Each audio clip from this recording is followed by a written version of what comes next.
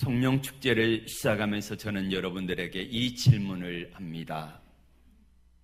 사람은 변화될 수 있을까요? 어떤 사람은 보면은 저 사람은 왜 저렇게 안 변할까 고민입니다. 어떻게 예수를 저렇게 오래 믿었는데 저럴 수 있을까 고민되는 사람들 많습니다. 제 자신도 하나님 앞에서 여러 가지로 부끄럽고 죄송한 것도 많고 왜 너는 그 모양이냐 하는 그런 제 자신에게 들려주는 음성이 있을 때가 많습니다. 사람은 변화될 수 있을까요? 사람이 정말로 바뀔 수 있을까요? 우리는 성령축제를 시작하면서 이 문제를 가지고 고민하며 질문을 해봅니다. 사람 스스로는 바뀔 수 없지만은 그러나 하나님의 성령의 능력이 우리를 사로잡아 주시고 우리를 바꾸어 가실 때에 우리는 분명히 변화될 것을 믿습니다.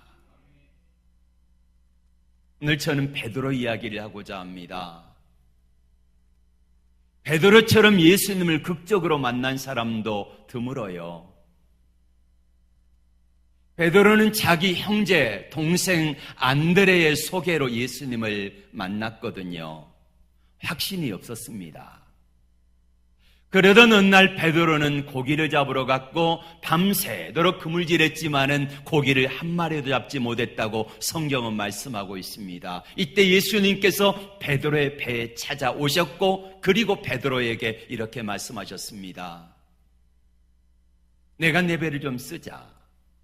올라가셔서 갈릴리 호숫가에서 말씀을 전하신 예수님께서는 베드로에게 이렇게 말씀하십니다. 베드로야, 깊은 데로 가서 그물을 내려봐라. 베드로가 말합니다. 주여, 밤새도록 고기를 잡았지만은 한 마리도 잡은 것이 없지만은 주의 말씀에 순종하여 그물을 내리겠나이다. 던졌습니다. 그 결과 2배에 잠길 만큼 엄청나게 많은 고기를 잡고 베드로는 주님 앞에 무릎을 꿇습니다. 주여, 나를 떠나소서, 나는 죄인이로소이다. 그리고 예수님은 베드로를 이제는 내가 너를 사람을 낚는 업으로 쓰겠다 하시면서 베드로를 부르셨습니다. 3년 반 동안 예수님을 따라다니며 베드로는 삶이 점점 주님을 닮아가고 변화되기 시작합니다. 그런데 베드로처럼 또 극적으로 주님을 부인한 사람도 드물어요. 예수님이 십자가에 못 박히기 전에 대제사장과 그의 권속들에 의해서 체포되셨습니다. 대제사장 안나스의 이 뜰에 잡혀가 있을 때에 그날 추우니까 모닥불을 둘러서서 쬐고 있습니다. 이때 한 여종이 그를 알아보고 너도 그 당이라 했습니다. 이때 베드로가 뭐라고 말합니까? 마태복음 26장 70절에 베드로가 모든 사람 앞에 부인하여 이르되 나는 내가 무슨 말하는지 알지 못하겠다. 72절에 베드로가 맹세하고 또 부인하여 이르되 그 다음 절에 그가 저주하며 맹세하여 이르되 나는 그를 알지 못한다.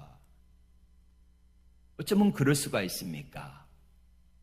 3년 반 동안 그래도 스승이라고 모시고 쫓아다녔는데 그 주님을 모른다고 그냥 부인해도 섭섭한데 저주하고 맹세하고 욕하고 그러면서 부인하는 베드로의 모습을 바라보면서 참 실망스럽습니다. 그런 베드로가 변화됩니다. 어떻게? 무엇을 통해 변화될까요? 마가 다락방에 올라갔고 성령 충만함을 받자 베드로는 변화되기 시작했습니다. 초대교회 기둥되었습니다. 가는 곳마다 기적이 나타나고 하나님의 능력이 그의 손길을 통하여 나타나기 시작했습니다. 베드로를 통한 얼마나 강력한 능력이 나타났는지 성경은 이렇게 표현합니다. 사도행전 5장 15절, 심지어 병든 사람을 메고 거리에 나가 침대와 요위에 뉘우고 베드로가 지나갈 때호 그 그림자라도 덮일까 바라고. 그래서 많은 사람들이 데리고 와서 다 나음을 얻으니라 이렇게 말씀하고 있습니다. 다시 한번 질문합니다. 사람은 변화될 수 있을까요? 예. 나는 할 수 없지만은 하나님이 하시면은 변화될 것을 믿습니다. 예수를 제대로 믿고 나면 생각이 바뀌고 말이 바뀌고 삶이 바뀌고 인생이 바뀝니다. 우리 하은이가 태어난 지 한 15개월 되나가요? 1년 6개월? 많이 컸잖아요. 아이가 태어나면 성장하게 되어 있습니다. 걷지 못하던 아이가 지금은 잘 걷잖아요.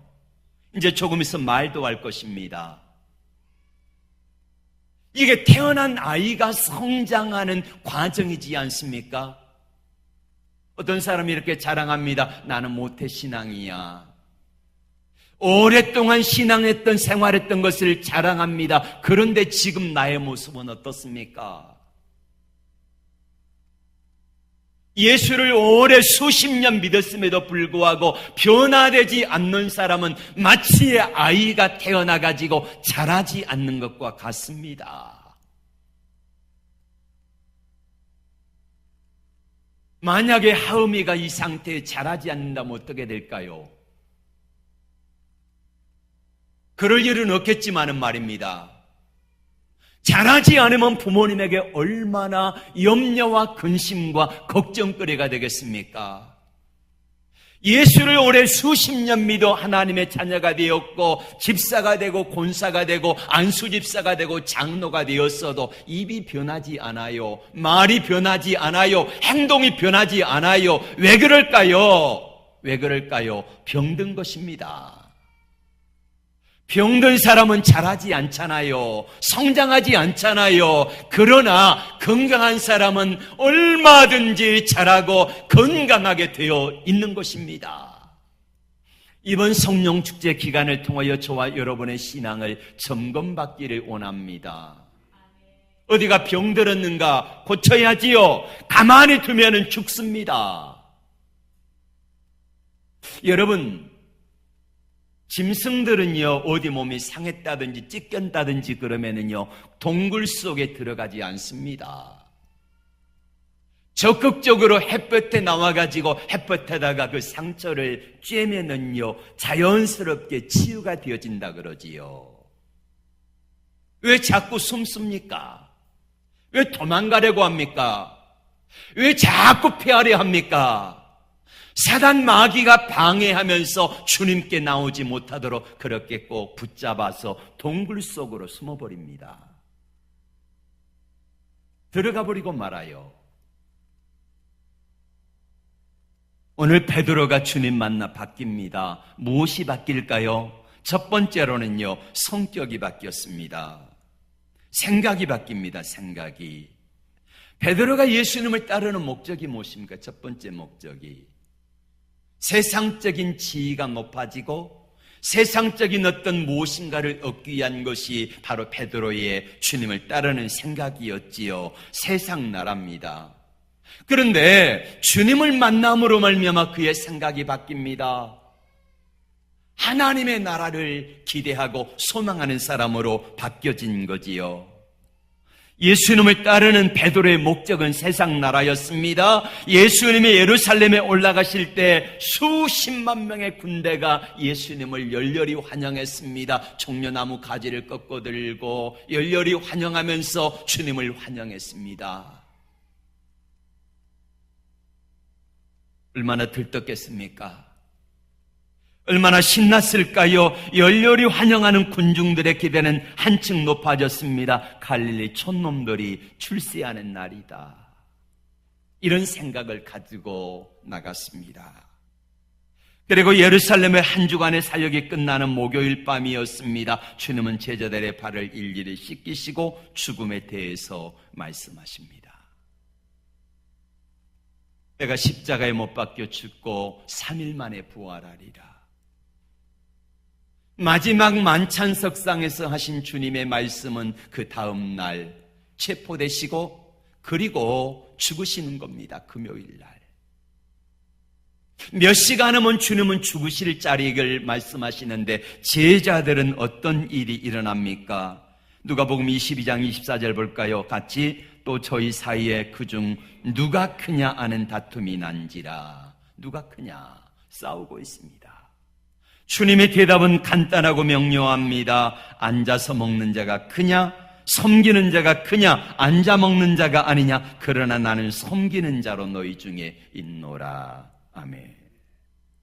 세상 사람들은 앉아 먹는 자가 크다고 하지만은 나는 너희에게 이르노니 섬기는 자가 되어라. 이게 바로 주님이 베드로를 향해 말씀하시고 우리를 향해서 하신 말씀입니다.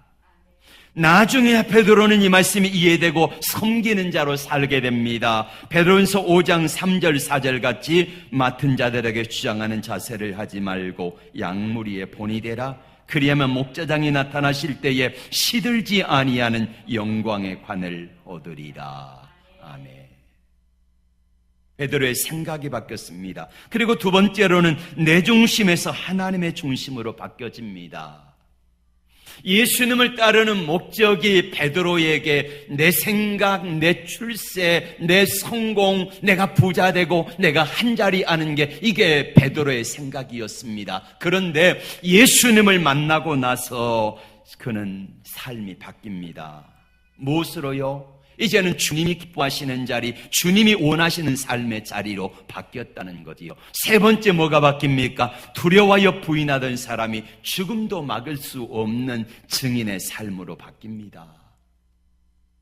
예수님을 부인할 때의 환경은 인간이라면 누구에게나 일상적으로 일어날 수 있는 환경입니다. 모른다고 말 한마디만 하면 죽음을 피할 수 있는데 대부분은 그 자리를 모면하기 위하여서 모른다고 부인하는 길을 택하는 베드로의 모습은 어쩌면은 우리와 똑같은지 모르겠습니다. 그랬던 그가 오순절 마가의 다락방에 성령 충만함을 경험하고 그의 삶은 완전히 달라집니다. 죽이겠다고 감옥에 가두고 매를 때리고 있지만 베드로는 이제 그 모든 환경을 초월한 사람으로 바뀌어가잖아요. 아니, 베드로가 바뀐 것이 아니라 베드로 안에 계신 성령께서 담대함을 주셔서 능히 그 환경을 이길 수 있는 힘을 허락하여 주신 것입니다. 저는 이것을 하나님의 열심이라고 표현하고 싶습니다. 하나님의 열심이 부족하고 연약한 베드로를 그렇게 만드신 것입니다. 베드로를 그렇게 만드신 하나님이라고 하면은 하나님께서 저와 여러분들을 만들어 가지 않으시겠습니까? 이게 성령 축제를 통해서 기대하는 하나님의 은혜입니다. 성령으로 변화된 베드로의 담대한 고백이 사도행전 4장 19절에 나와 있습니다. 베드로와 요한이 대답하여 가로되 하나님 앞에 너희 말을 듣는 것이 하나님의 말씀 듣는 것보다 옳은가 판단하라. 우리는 보고 들은 것을 말하지 아니할 수 없노라. 이게 베드로의 담대한 고백입니다. 전 같으면 상상할 수 없는 일입니다. 전 같으면 도저히 있을 수 없는 담대함이 베드로의 입술에 있습니다. 누가 한 걸까요? 하나님의 성령이 만들어 가신 거지요. 도저히 할 수 없었던 그 일을 성령께서 담대하게 하셨고 베드로의 입술을 주관하셔서 그가 담대하게 고백할 수 있도록 하나님이 만드셨다는 것입니다. 그러자 제사장과 그 무리들은 베드로를 풀어줍니다. 우리는 여기서 베드로의 실패의 원인이 뭘까를 봅니다. 베드로가 왜 실패했을까요? 자기 과신입니다. 교만함이지요. 예수님은 베드로와 제자들이 배반할 것을 아시고 여러 가지 말씀을 하셨습니다. 마태복음 26장 31절 같이 볼까요? 때 예수께서 제자들에게 이르시되 오늘 밤에 너희가 다 나를 보리리라. 기록된 바 내가 목자를 치리니 양의 떼가 흩어지리라 하였느니라. 이 말씀은 스가랴 13장 7절 말씀의 예언입니다. 왜 이 말씀을 하셨을까?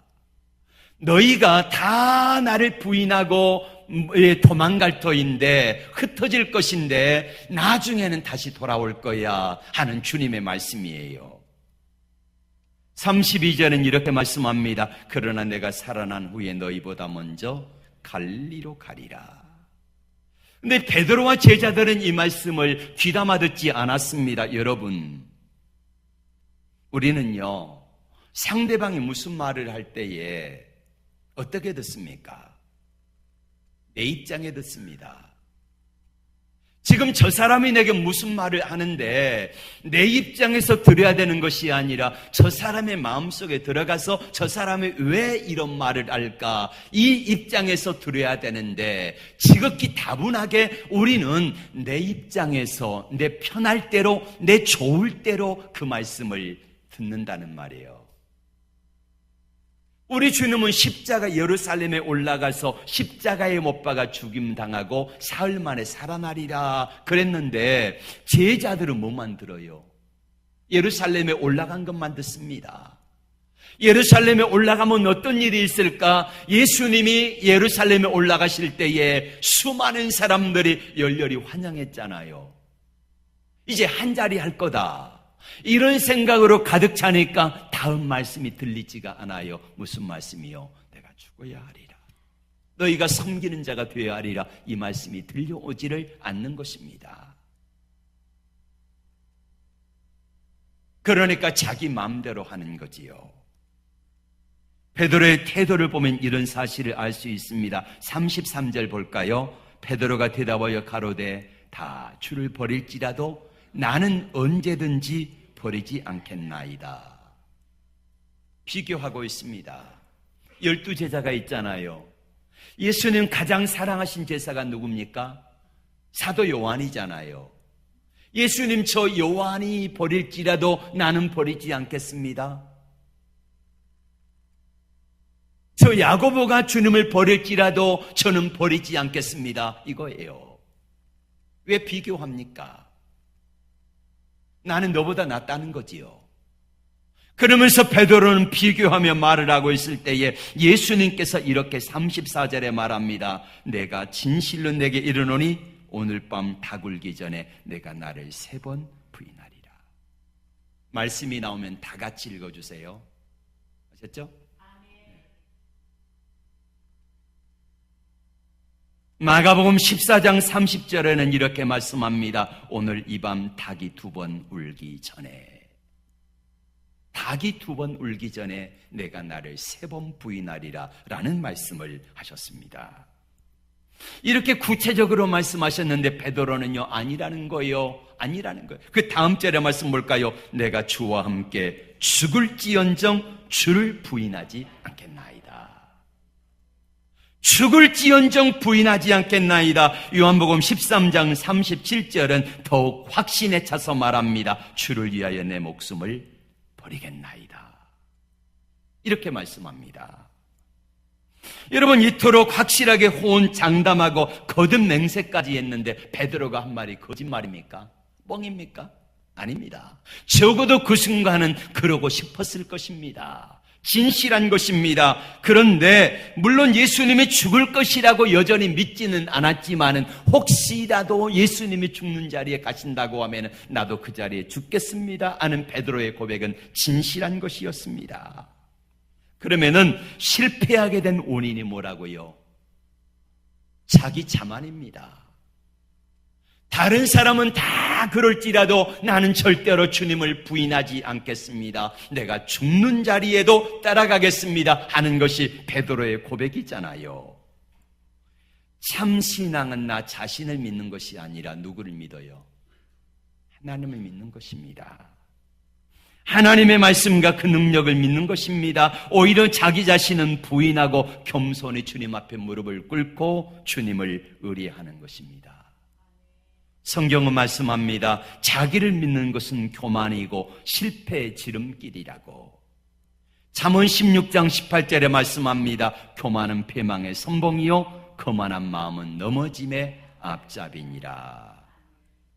현대인들의 건강에 가장 좋지 않은 게 지방간이라 그러지요. 지방간이 있으면은요, 이 몸이 신진대사가 잘 이루어지지 않습니다. 그리고 나중에는 암으로 발전할 가능성이 있거든요. 근데 우리 예수 믿는 사람들에게 있어서 치명적인 게 뭐냐면은요, 지방이 가득한 마음입니다. 지방심, 이렇게 표현을 합니다. 시편 119편 70절에 말씀합니다. 저희 마음은 살쪄 지방 같으니. 마음이 살쪄가지고 지방이 가득 끼어 있다는 거예요. 혈액순환이 안 됩니다. 그래서 어떡합니까? 어디가 막혀가지고 쓰러지고 넘어지는 거죠. 뭐가요? 우리 마음이 살쪄서 지방이 가득 낀 그런 모습과 똑같다, 이렇게 말합니다. 사울을 예로 들어볼까요? 사울 왕이 처음에 예수님을, 하나님을 만났을 때 그는 겸손한 사람이에요. 제비를 뽑았습니다. 사울이 왕으로 피택이 됐어요. 그때 사울을 찾으니까 어디가 있어요? 행구 사이에 밑에 숨었습니다. 왜 숨었을까요? 부끄러워서 숨었습니다. 그랬던 사람이 이제 왕이 되고 나라가 안정되고 재물이 풍성해지고 그리고 군사들의 숫자가 많아지니까 마음속에 예전에는 겸손하고 하나님만 의뢰하고 바라보던 믿음의 사람이 지방간이 되었습니다. 지방이 가득 낀 마음이 되어버렸습니다. 지방이 가득 낀 심장이 되어버렸습니다. 그러니까 심장이 막히고 혈관이 막히고 그래가지고 그는 폭발해버립니다. 결국 하나님께 버림받고 말잖아요. 어쩌면 베드로는 수제자요, 그래도 가장 가까이서 주님을 보필하는 사람이라고 자부했습니다. 예루살렘으로 올라갈 때 수십만의 군중들이 열렬히 환영할 때에 예수님 다음으로 내가 2인자야 이런 생각을 가지고 교만한 마음으로 올라갔을 것입니다. 이런 지방이 가득 낀 그런 마음들이 있었다는 말이에요. 우쭐대고 착각한 것입니다. 자기가 예수님이 된 것인 마냥. 예루살렘에 올라가실 때 예수님 못하셨죠? 나귀의 새끼를 탔습니다. 나귀 새끼를 타고 가니까 수십만 명이 연도에서 환영하며 거기다가 종려나무 가지를 깔고 심지어는 자기 겉옷을 펴서 길에 카펫처럼 깔았습니다. 사뿐히 지뢰받고 오시옵소서. 이 모습을 보고 있던 나귀의 새끼가 자기를 열렬히 환영한 줄 알고 껑충껑충 날뛰면 어떻게 됩니까? 두들겨 맞는 것입니다. 베드로의 심정이 그렇다는 말이에요. 지금 하나님이, 예수님이 이 땅에 오셔가지고 예루살렘에 입성하신 그 모습은 자기 자신이, 베드로 자신이 높아지는 시간이 아니라 주님이 높아지는 시간인데 이거를 모르고 까불고 있는 거예요. 세 번째, 그는 사고가 바뀌었습니다.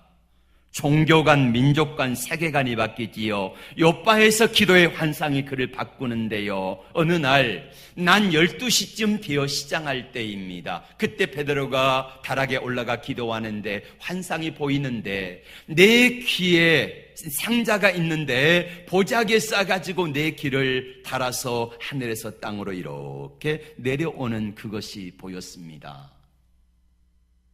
열어보니까 거기에 뭐가 있습니까? 네 발 날린 짐승, 곤충 이런 것들이 있는데 먹을 수 없는 거예요. 하늘의 음성이 들리면 이렇게 말합니다. 잡아먹으라. 주여, 저는 어려서부터 율법을 지켰나이다. 절대로 이건 먹을 수 없습니다 했습니다. 그때 주님이 뭐라고 말씀하십니까? 내가 하나님께서 정하다 하시는데, 하나님께서 먹으나 하시는데 내가 무슨 잔말이 많으냐. 그리고는요, 하늘로 보자기가 쏙 올라가 버리고 말아요. 그 사건이 무슨 사건일까 골똘히 생각하고 있는데 갑자기 밖에서 대문을 두드리는 소리가 나요. 열어보니까 이방인 로마 백부장의 하인들이 와가지고 베드로를 청한다는 거예요. 아, 그렇구나. 당시 유대인들의 사고 속에서 이방인들은 같이 상종도 하지 않습니다. 같이 밥을 먹지도 않습니다. 교제도 하지 않습니다. 그런데 그 환상 가운데 보여주신 것이 무엇입니까? 이방인들에게로 가라는 거지요. 내가 청하다고 하는데 내가 무슨 잔말이 많으냐 하는 하나님의 말씀이었습니다. 그래 갔습니다. 갔더니 고넬료가 베드로를 보고 납죽 엎드려 절하는데 성경에는 나와 있지 않지만은요 사배를 했다고 그래요. 사배는 누구에게 한 절입니까? 왕에게 한 절이거든요. 그래서 베드로가 깜짝 놀래가지고 뛰어가가지고 아이고 나도 사람이요 하면서 그를 덥석 안고요 묻습니다. 왜 나를 불렀느냐? 제가 3일 전에 하나님 앞에 기도하는데 환상 중에 이렇게 하나님의 음성이 들렸습니다. 너는 저 요빠 시몬 피장의 집에 가가지고 베드로라는 사람이 있는데 그 사람을 청에다가 말씀을 들으라는 거예요. 해서 내가 사람을 보내었고 오셨으니 잘하였나이다. 보니까 고넬료가 이 지체 높은 사람이 자기 가족들을 다 불러 모아놓고 아는 친구들 불러 모아놓고 종들 불러 모아놓고 그렇게 해서 수십 명이 그 자리에 모여서 기다리고 있습니다. 베드로가 말씀을 전합니다. 그래 어떤 역사가 나타납니까? 하나님의 성령이 그들 위에 각자에 임하여 방언하고 예언하고 환상을 보고 놀라운 능력의 역사가 나타납니다. 함께 이방인들에게 갔던 같은 유대인들이 그 모습을 보고 깜짝 놀라요. 어떻게 놀랍니까? 하나님이 이방인들에게도 뭘 부어주세요? 성령 부어주심을 보고 깜짝 놀란 거예요. 어떻게 이런 일이 있을까? 그래서 그들에게 세례를 주고 그들에게 이제 말씀을 전하고 며칠 유하다가 돌아왔다는 기록이 사도행전 10장에 자세하게 나와 있습니다. 우리는 베드로를 사랑으로 녹여내 걸작으로 만드신 하나님의 모습을 봅니다. 사람이 변할 수 있을까요? 예수 믿는 삶을 한마디로 표현하면 변화라고 하죠. 변화. 자라야지요.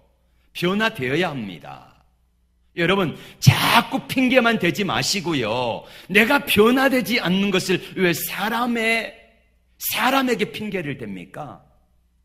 나는 저 사람 때문에 교회 가기 싫어.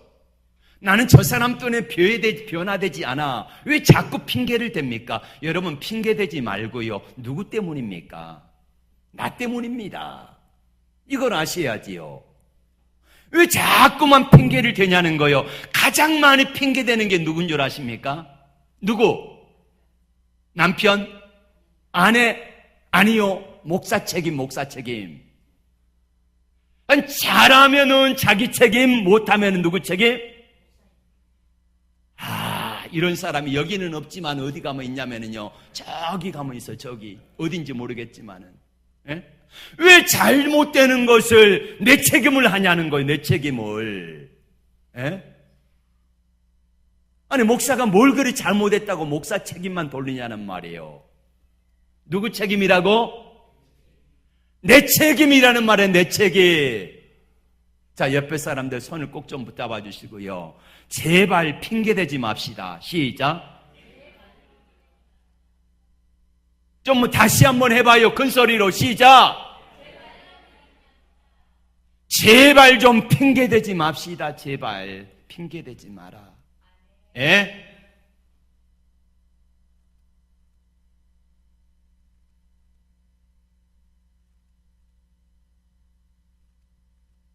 예수님이 베드로의 모습을 처음 보셨을 때에 제자로 부르시고 뭐라고 말씀하십니까? 요한복음 1장 42절 다 같이 내가 요한의 아들 시몬이니 장차 개바라.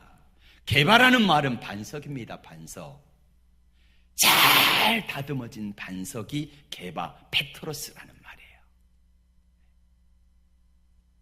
예수님을 처음 베드로가 예수님 만났을 때 베드로는 반석이 아니에요.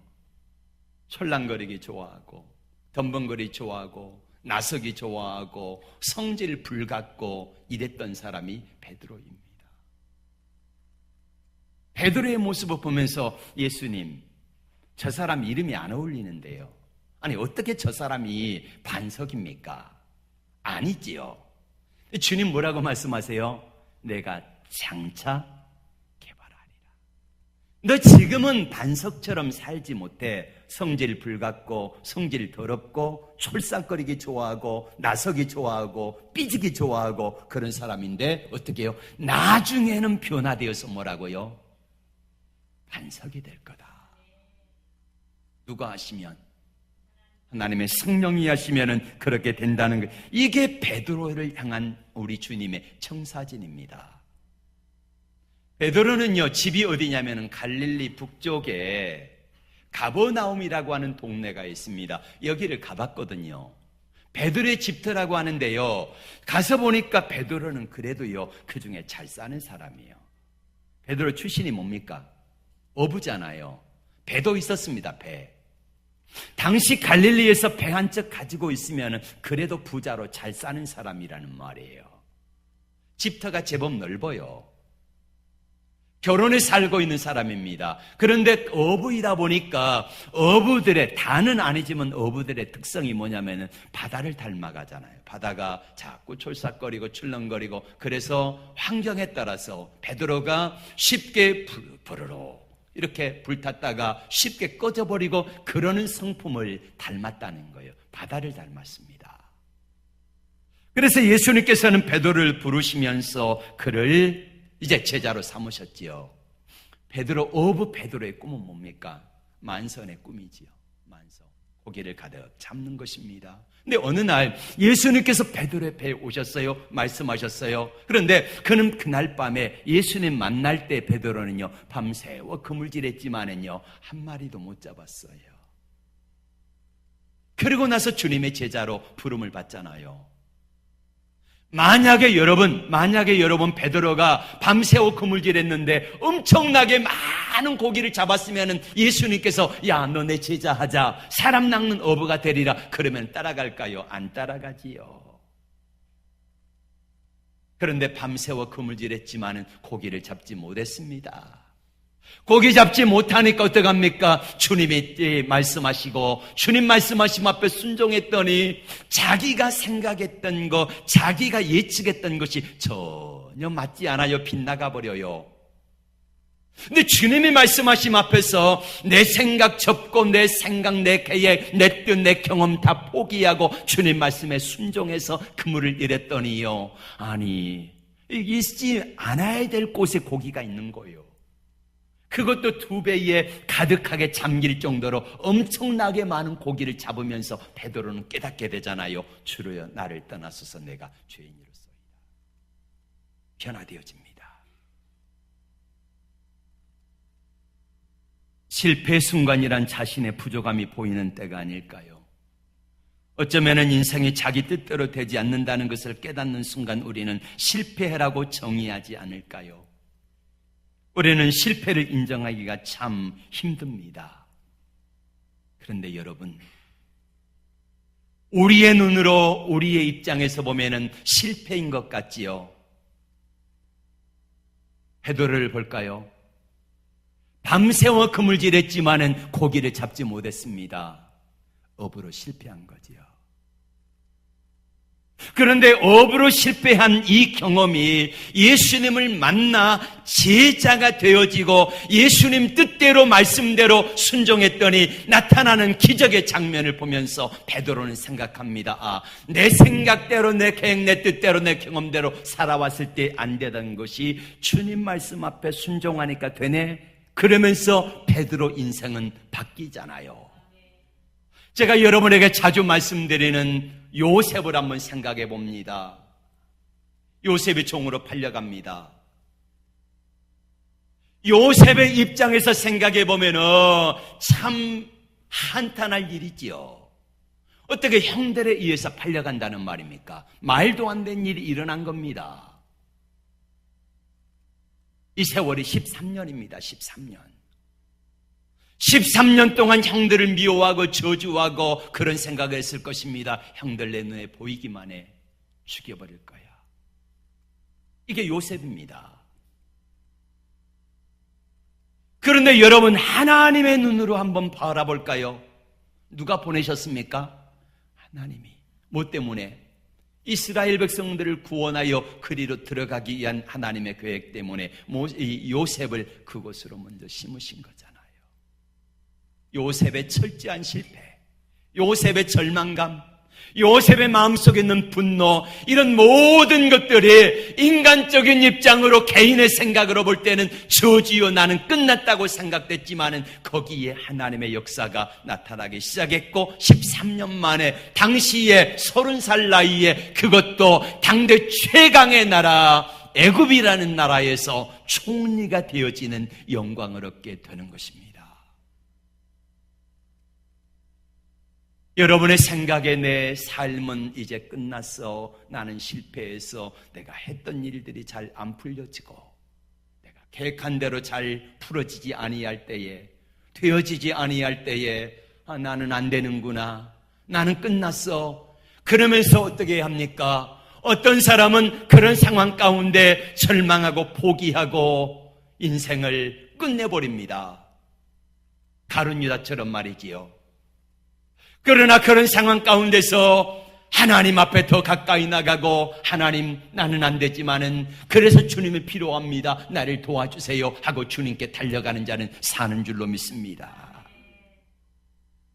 그런 의미에서 베드로의 실패는 축복인 것입니다.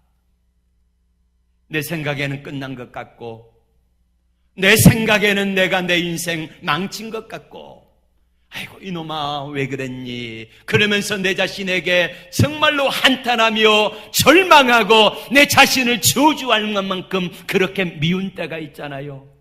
내가 왜 그랬을까? 그러지 말았어야 되는데, 하지 말았어야 되는데 그거 해가지고 이렇게 쫄딱 망했니? 그런 생각을 하면서 얼마나 절망감에 사로잡힐 때에 내 생각에는, 내 계획에는 모든 것들이 다 끝난 것처럼 보일 때에 주님은 우리에게 다가오셔서 이렇게 말씀하십니다.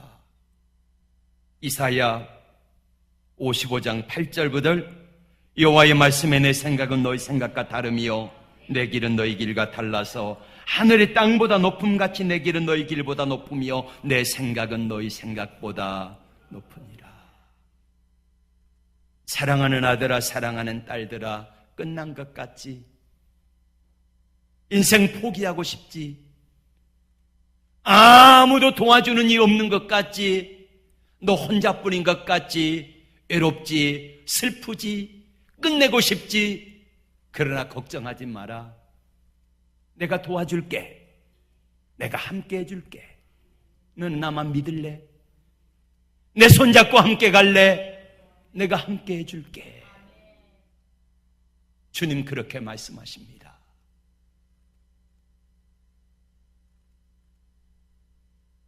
투박한 돌덩이 베드로 반석을 만드셨습니다. 다듬어지지 않은 성질머리 더럽고 촐랑대기 좋아하고 성질 불같은 베드로, 이 돌덩이 버려진 돌멩이를 주워다가 우리 주님은 멋진 주님의 작품을 만드셨어요.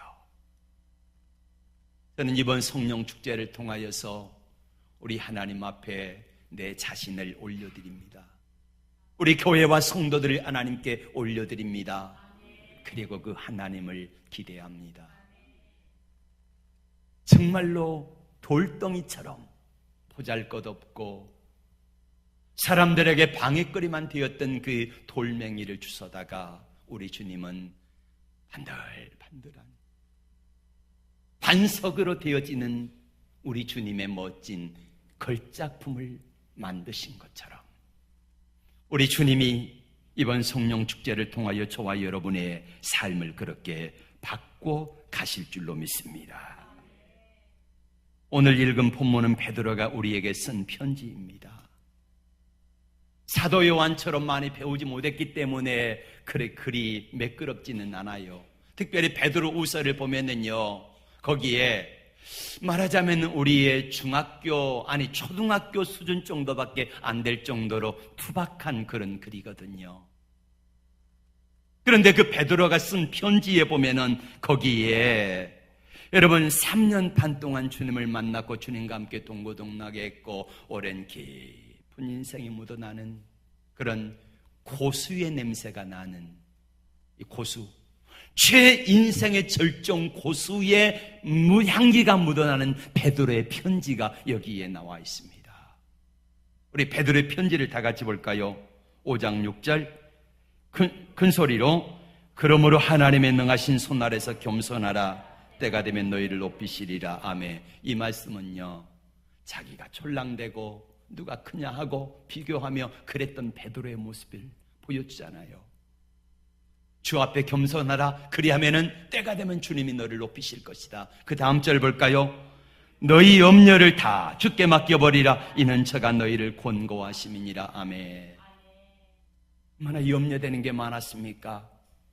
그런데 자기가 염려한다 그래서 길을 한자나 더 할 수 없고, 우리 주님의 말씀처럼 야 들의 백합화를 봐라. 우리 주님이 입히시지 않느냐. 저 공중의 새를 보라. 어때는 까마귀라고 말아요. 공중에 저 까마귀를 봐라. 사람들이 싫어하는 까마귀도 우리 주님이 먹이시는데 그 다음 절이 뭡니까? 하물며 너희일까 보냐.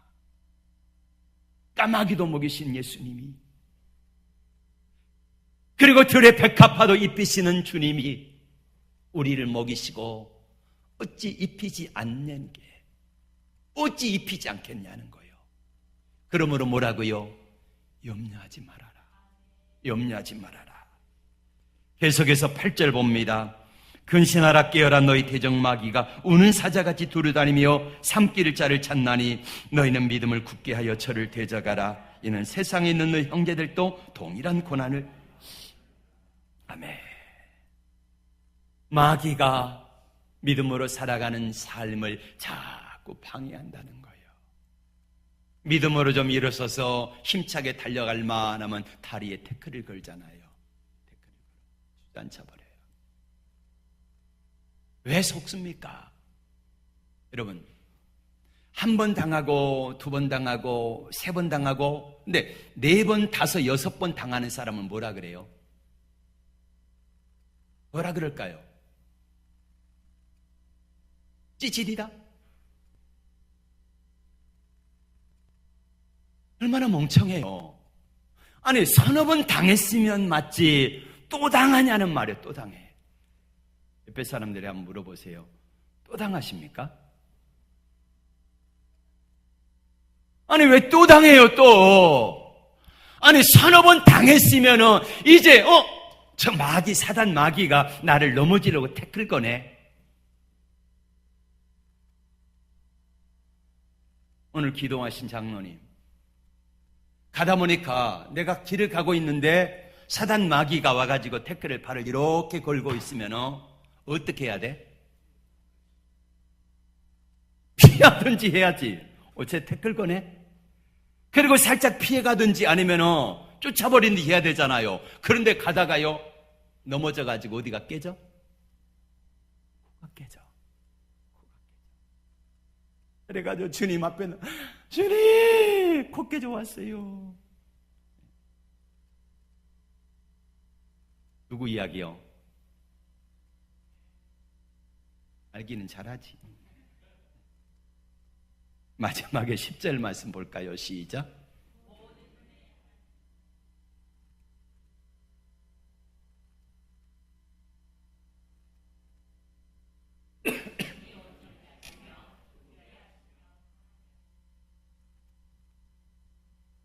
이 말씀 다시 보세요. 영원한 영광에 들어가게 하신 이가 누구요?